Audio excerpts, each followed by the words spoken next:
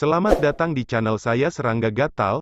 Jangan lupa di subrek, like and share. Mimin doakan semoga kita sehat semua. Oke, kita mulai. Sui, kamu kejam. Menjadi lamban sejenak, Nan Ying menggertakkan giginya dengan keras, membanting kaki ayam di tangannya ke tanah, dan tersapu dari halaman. Kabur. Sui berbalik dan kembali ke halaman, melihat kaki ayam yang layu dan berjamur di tanah, berpikir bahwa dia tergila-gila dengan wanita ini saat itu. Dia terdiam beberapa saat. Namun, siapa yang bisa menjamin untuk tidak bertemu dengan bajingan seperti itu ketika mereka masih muda? Sambil menggelengkan kepalanya, Sui langsung kembali ke kamar. Dia mulai menghitung keuntungannya. Di meja, 18 uang kertas 10.000 tael perak, 3 ramuan, 1 buku seni bela diri tingkat atas kuning, 3 bambu roh safir, dan 1 pucuk roh. Ini adalah keuntungan besar. Sayangnya, meskipun ada banyak uang perak, mereka tidak terlalu menarik bagi Sui hari ini. Sejauh yang dia tahu, di Kabupaten Yunhe, Anda dapat membeli ramuan dengan emas dan perak.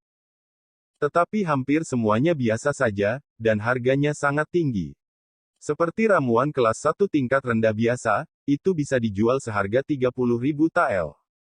Adapun ramuan kelas 2, nilainya sekitar 80.000 tael. Namun, bahkan di pasar Kabupaten Yunhe, ramuan kelas 2 juga dianggap langka, dan sering dirampas dengan harga tinggi segera setelah muncul.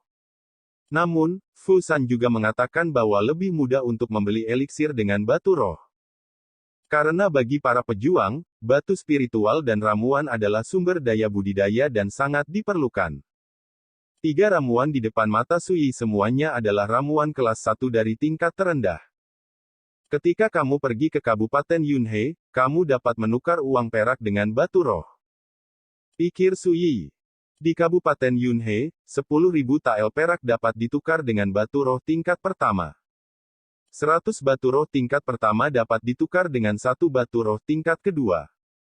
Dalam analisis terakhir, bahkan jika Anda pergi ke Kabupaten Yunhe di masa depan, Anda masih harus menghasilkan uang. Dengan cara ini, Anda dapat terus mendapatkan sumber daya budidaya. Segera, Sui menyimpan uang kertas, ramuan, dan rahasia. Setelah itu, dia berjalan keluar dari halaman, duduk di bangku batu di bawah pohon belalang besar, dan memotong bambu giok hijau dengan bilah debu. Dengan beterbangan serbuk gergaji, tidak butuh waktu lama bagi Sui untuk memiliki sarung bambu hijau di tangannya. Panjang 3 kaki, ketebalan lengan, biru dan kristal, sejernih batu giok. Masukkan bilah debu ke dalamnya, hanya gagangnya yang terbuka, yang juga sangat cocok. Tapi Sui merasa gagangnya sedikit tidak enak dilihat. Setelah itu, Sui menggunakan seikat sutra bambu hijau untuk menenun gesper tali yang fleksibel, yang dilingkarkan dengan kuat di mulut sarungnya, sehingga bisa digantung di pinggang. Sui mengangkat sarung bambu hijau yang sudah jadi dan meletakkannya di depannya. Dalam cahaya langit, benda ini berwarna hijau dan hijau, sejernih batu giok yang indah, di tangan, terasa sejuk dan lembut saat disentuh, sangat nyaman. Ini adalah tongkat bambu daripada sarungnya. Saat Sui menjentikkan pergelangan tangannya. Dentang. Pedang bilah debu tersapu, dan pedang itu terdengar samar.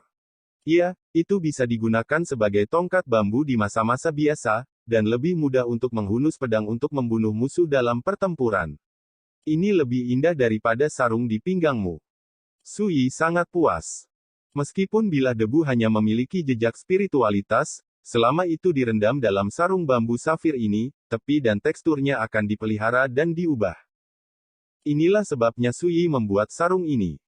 Selanjutnya, dia membelah sisa bambu safir lainnya satu persatu dan memotongnya menjadi potongan bambu 7 inci. Ini semua adalah bahan spiritual, dan beberapa jimat dasar dapat terukir di atasnya, yang dapat digunakan untuk membentuk formasi, membunuh musuh, mengusir roh jahat, ramalan. Akhirnya, Sui membuat jepit rambut bambu untuk dirinya sendiri. Tentu saja, ia mencukur cian pada kulit jepit rambut bambu, membuat jepit rambut menjadi warna putih yang sederhana dan elegan.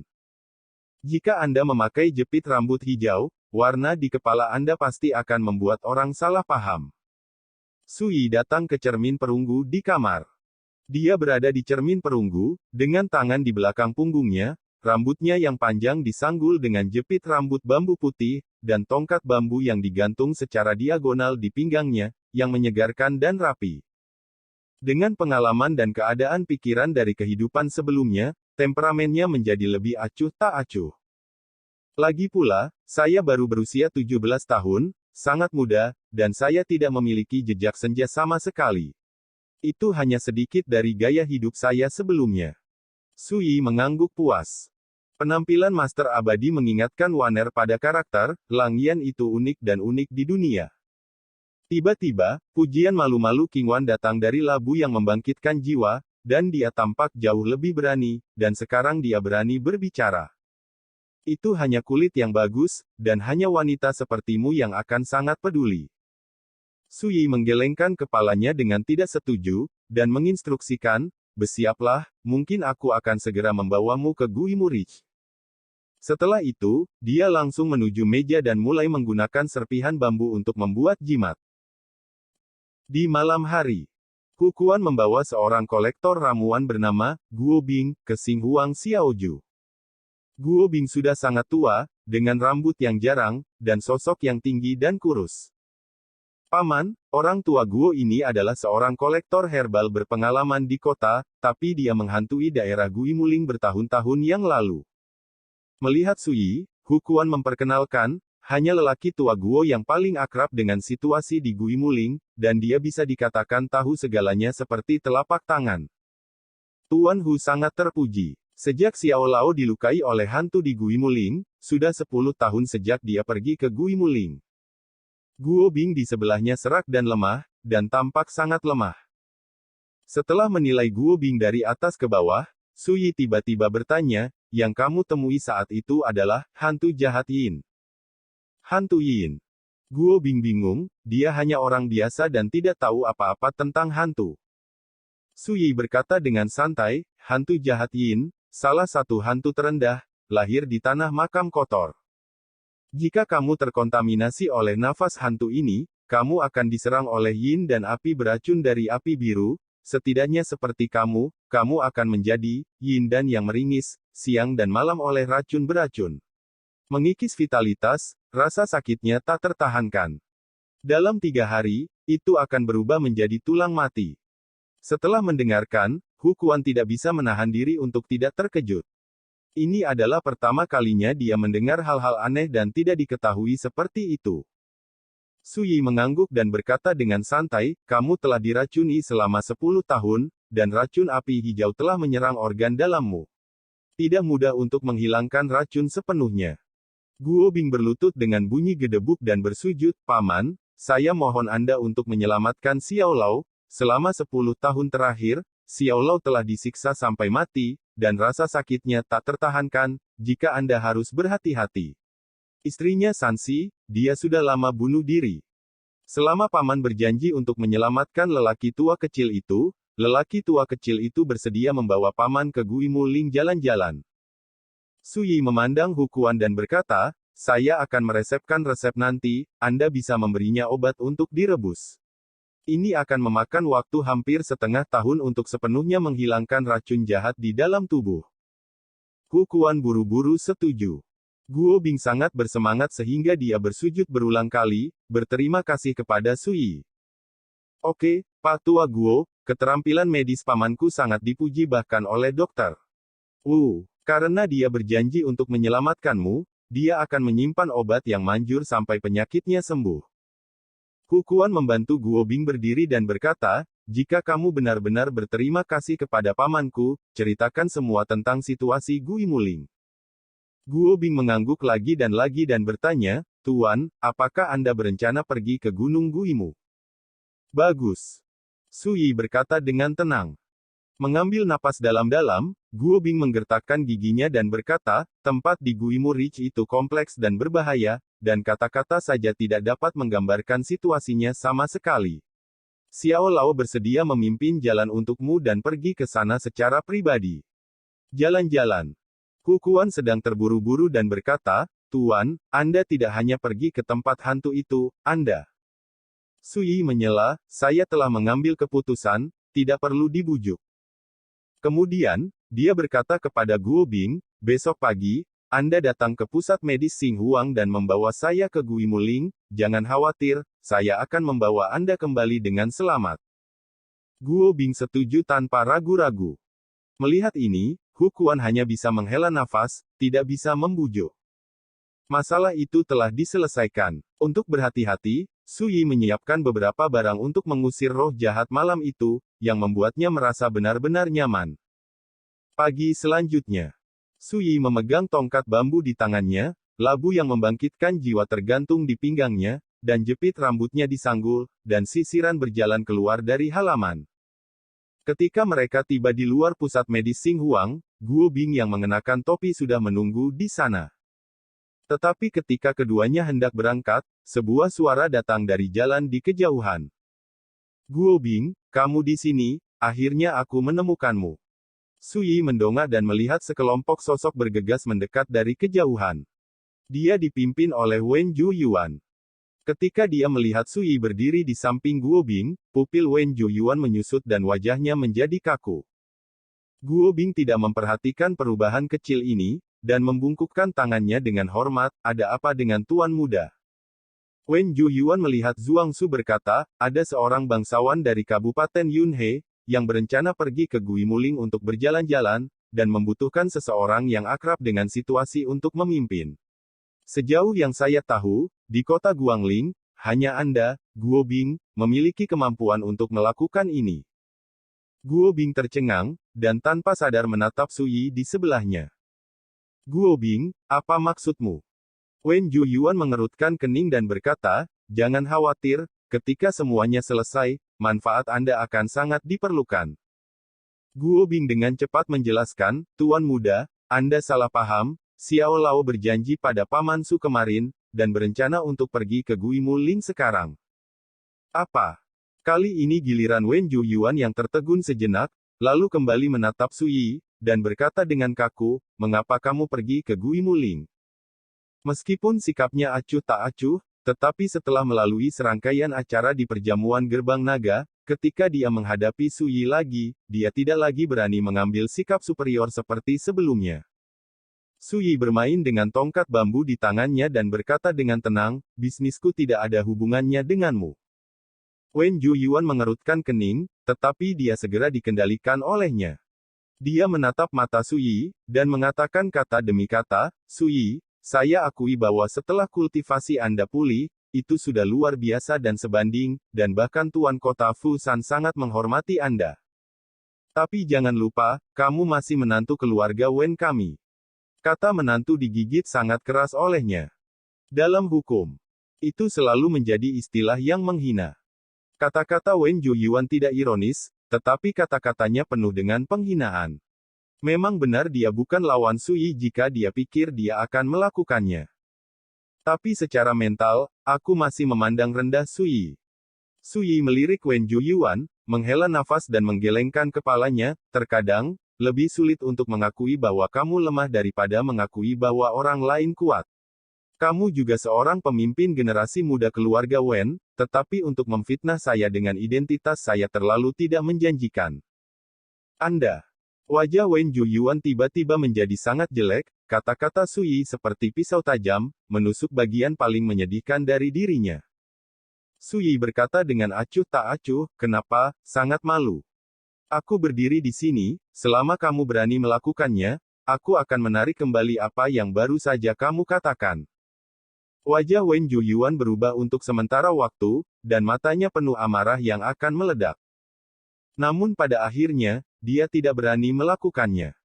Karena dia tahu bahwa dia tidak memiliki peluang untuk menang sama sekali, selama dia kalah, dia ditakdirkan untuk menjadi lebih memalukan. Melihat ini, Su Yi terlalu malas untuk mengatakan apa-apa lagi. Menjadi tidak berdarah dan takut mengakui bahwa dia lemah, pemimpin generasi muda keluarga Wen ditakdirkan untuk sulit dicapai di masa depan. Wen Zhuyuan menahan diri untuk waktu yang lama, akhirnya angkat bicara, menggertakkan giginya dan berkata, Su Yi, jangan berpuas diri, paman kedua saya mengatakan bahwa ketika ayah saya kembali, pertemuan klan akan diadakan untuk membahas bagaimana caranya. Sepakat dengan kamu. Su Yi mendengus dan berkata, kuharap keluarga Wenmu bisa membubarkan pernikahanku dengan Wen Lingzhao. Anda. Wen Juyuan terdiam. Pada saat ini, ada deru kaki di kejauhan, dan setelah beberapa napas, mereka datang ke pusat medis Xinghuang. Begitu dia tiba, dia mengarahkan cambuk ke Wen Juyuan dan berkata dengan tidak sabar, apakah kamu menemukan seseorang? Di belakangnya, diikuti oleh sekelompok pengiring, dikelilingi oleh bintang-bintang seperti bulan, memunculkan identitasnya yang luar biasa. Wajah Wen Juyuan sedikit berubah, dan dia dengan cepat membungkukkan tangannya untuk memberi hormat, Nona Yuan, jangan khawatir, saya telah menemukannya, orang di sebelah saya adalah Guo Bing, di kota Guangling, tidak ada yang tahu ibu hantu lebih baik daripada dia. Punggung bukit.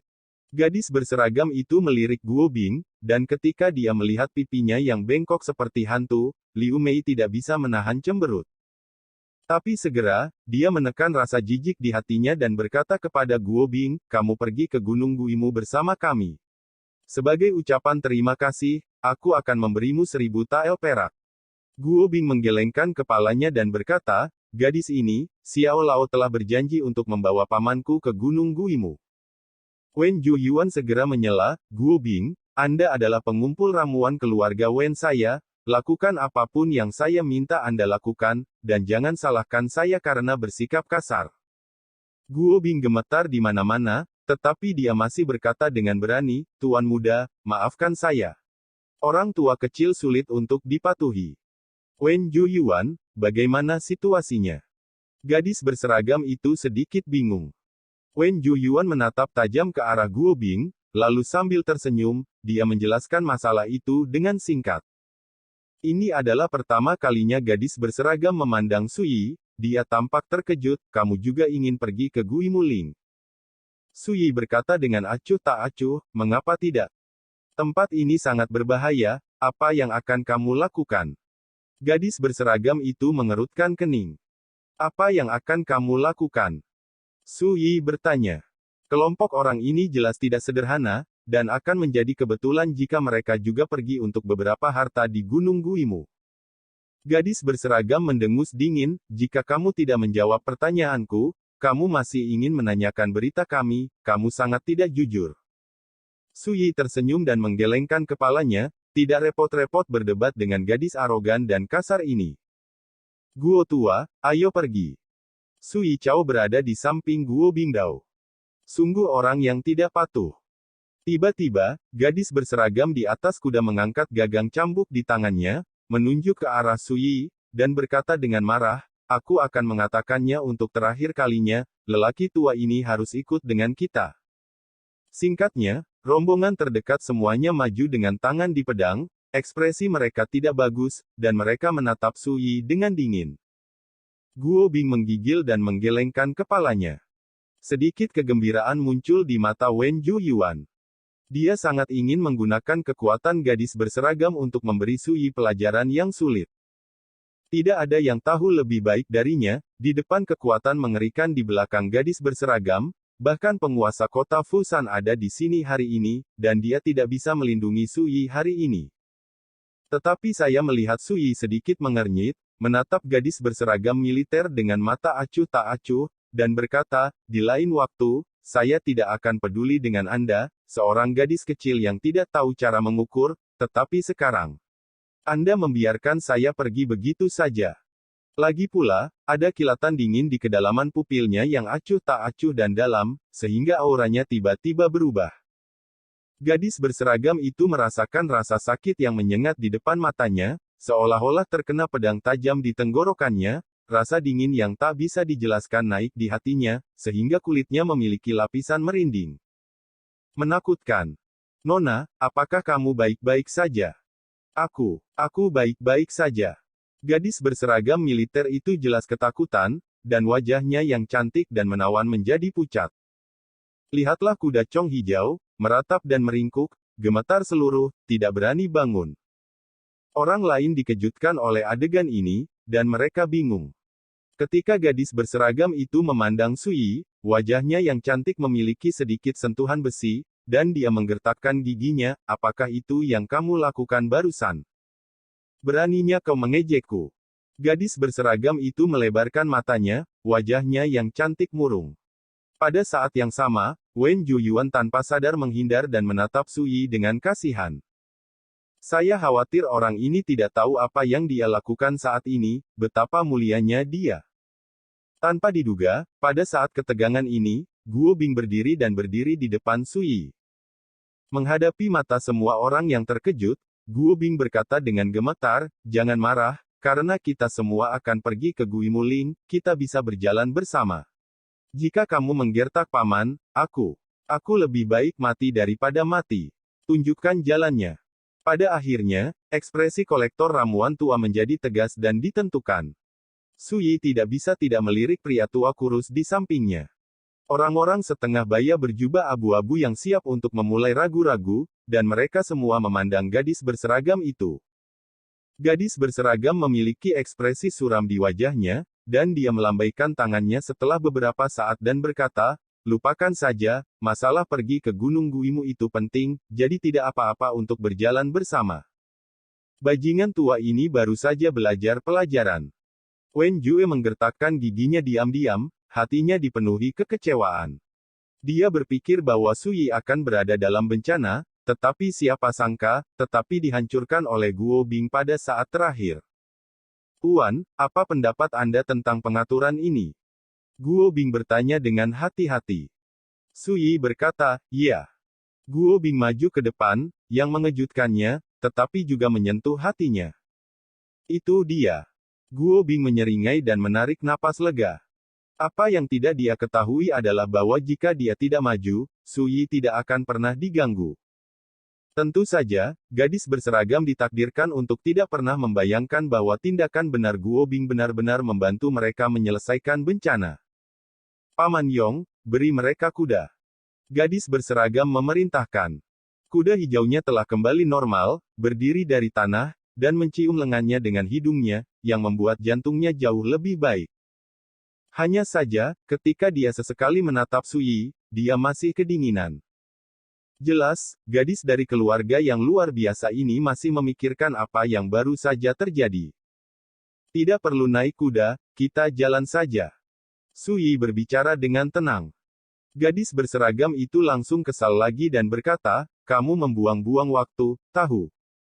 Guo Bing dengan cepat menjelaskan, gadis itu tenang, dia muda dan tua, dan tubuhnya tidak tahan dengan benturan kuda. "Paman saya dan saya bisa berjalan kaki. Bertemu saja." Gadis berseragam itu menarik napas dalam-dalam dan berkata dengan tidak sabar, "Lakukan saja sesukamu." Berbicara, dia dengan cepat menyalakan kudanya, kaki giok yang ramping dan kokoh dijepit, dan kuda itu berlari liar ke kejauhan. Rombongan lainnya buru-buru mengikuti. Ketika pria paruh baya berjubah abu-abu bernama Paman Yong pergi, dia datang ke Wen Zhuyuan dan berkata dengan dingin.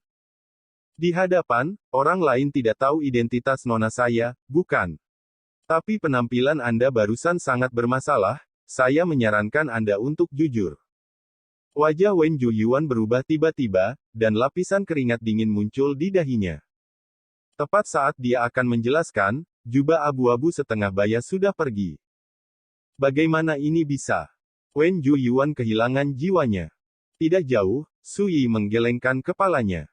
Ketika Wen Zhuyuan menjelaskan urusan hari ini kepada gadis berseragam militer sebelumnya, ada beberapa provokasi dalam kata-katanya, berpikir bahwa dia bisa duduk di gunung dan menonton pertarungan harimau. Tidak ada yang idiot, Wen Zhuyuan tahu identitas gadis-gadis berseragam militer. Dalam keadaan normal, dia pasti akan mengatakan yang sebenarnya dan membantu gadis-gadis berseragam untuk mengintimidasi dirinya sendiri. Tetapi dia tidak melakukan ini, tetapi memilih untuk melihat api dari sisi lain. Ini tidak normal. Pria paruh-baya berjubah abu-abu jelas melihat melalui pikiran Wen Zhuyuan, jadi dia memperingatkannya sebelum pergi. "Sebelum saling berpelukan, Anda ingin mengobarkan api, menggunakan situasi untuk menggertak orang lain, dan menjauhkan diri darinya.